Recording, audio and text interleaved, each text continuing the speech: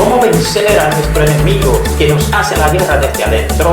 Renunciando a vivir por nosotros mismos y sometiéndonos a la autoridad de Jesús. La tentación no viene de Dios, viene desde adentro. Hola, soy Carlos de los Santos y continúo bendiciendo tu vida de una manera muy especial. La Biblia dice en Santiago capítulo 1, versículos 13 al 15, en la Reina Valera 1960, cuando alguno es tentado, no diga que es tentado de parte de Dios, porque Dios no puede ser tentado por el mal, ni Él tienta a nadie, sino que cada uno es tentado cuando de su propia concupiscencia es atraído y seducido. Entonces, la concupiscencia, después que ha concebido, da a luz el pecado, y el pecado, siendo consumado, da a luz la muerte. En esta porción de la Biblia encontramos básicamente lo que es el proceso desde el inicio hasta las consecuencias que produce el pecado, notando nosotros que si se interrumpe el ciclo en cualquiera de las etapas, entonces no se llega a la consecuencia definitiva del mismo. ¿Cuál es el proceso entonces? Dice la Biblia que cada uno es tentado cuando de su propia concupiscencia es atraído y seducido.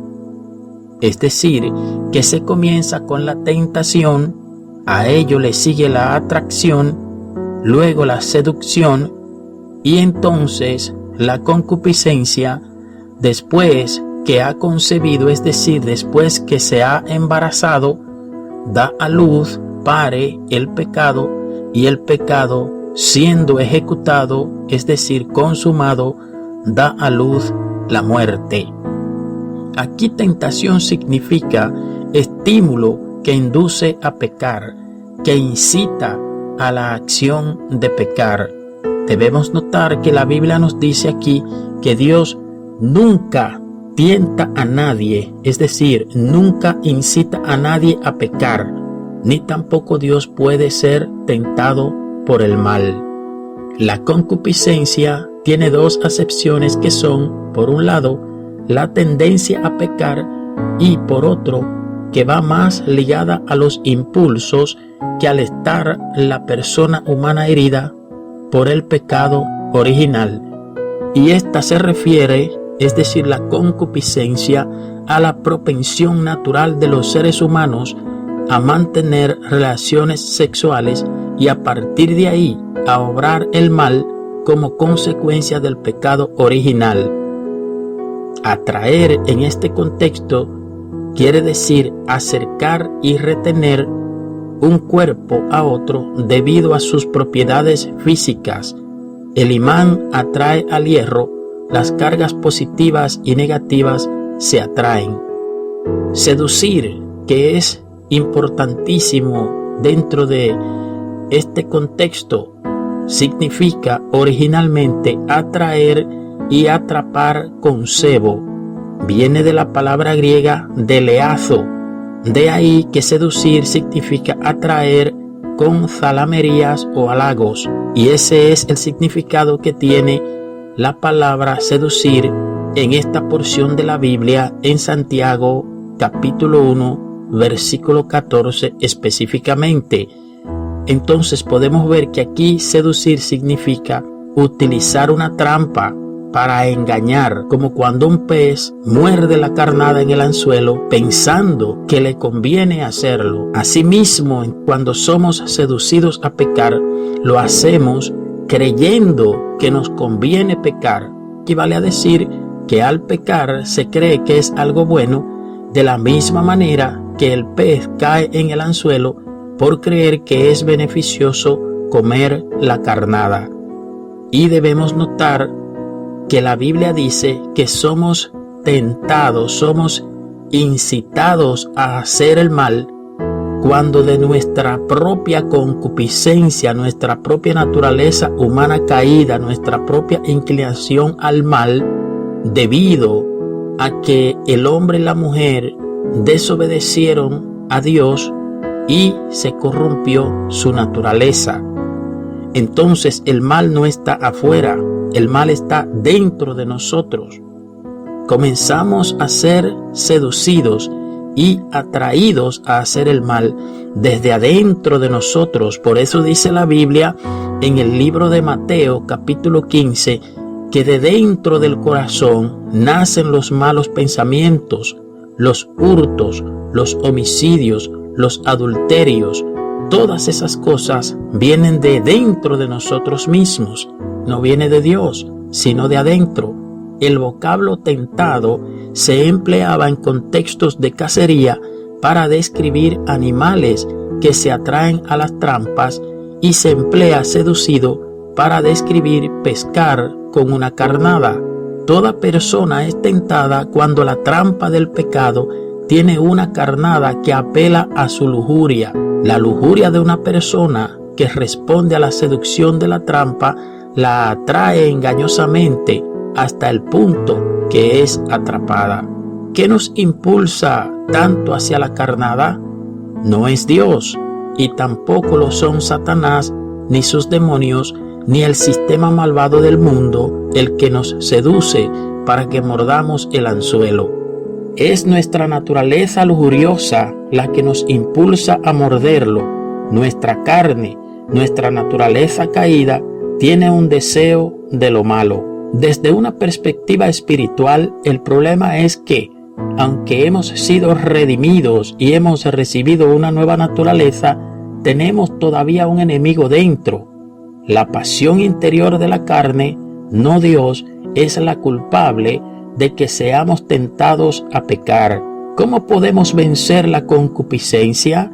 Es decir, esa naturaleza caída que nos incita a hacer el mal, haciendo morir las obras de la carne, es decir, la concupiscencia, la naturaleza humana caída, la naturaleza mundana.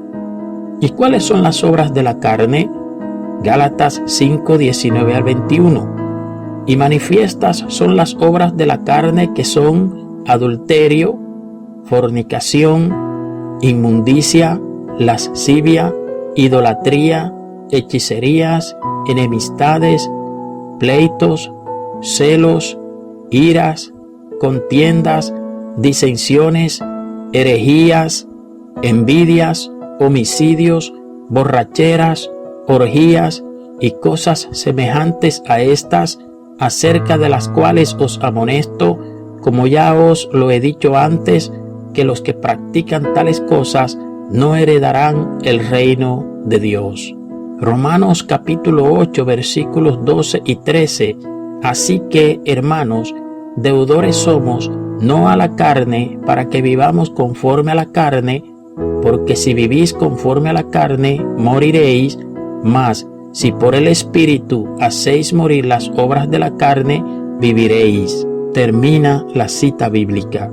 De manera que, hermanos y hermanas, para nosotros vencer esa naturaleza intrínseca que habita en nosotros y que nos incita al mal, que nos motiva a pecar, a hacer lo malo, que nos tienta, que nos atrae, que nos seduce, y que luego de eso la concupiscencia da a luz el pecado, y el pecado, siendo consumado, da a luz la muerte. La Biblia nos dice entonces que para nosotros vencer esa naturaleza caída que habita dentro de nosotros, tenemos que hacer morir las obras de la carne, es decir, no ceder a la tentación, pues ser tentado no es pecado, pero ceder a la tentación sí lleva a que se cometa pecado y por lo tanto, como dice la Biblia, produce muerte espiritual, que es la separación del hombre y Dios. Por mencionar una de las manifestaciones de las obras de la carne más comunes, está entre ellas el adulterio, la fornicación, la idolatría, la lujuria, las disensiones, las iras y otras semejantes. El adulterio es cuando una persona casada tiene relaciones fuera del matrimonio. La fornicación, que es tan común en la actualidad, es tener relaciones sin haber asumido un compromiso matrimonial. La idolatría sabemos que es tener ídolos, adorar otras cosas, otros dioses que no sea Dios. Las mentiras, los engaños, los robos y todas estas cosas, la lujuria que tiene que ver con el deseo sexual desenfrenado, todo esto forma parte de las obras de la carne.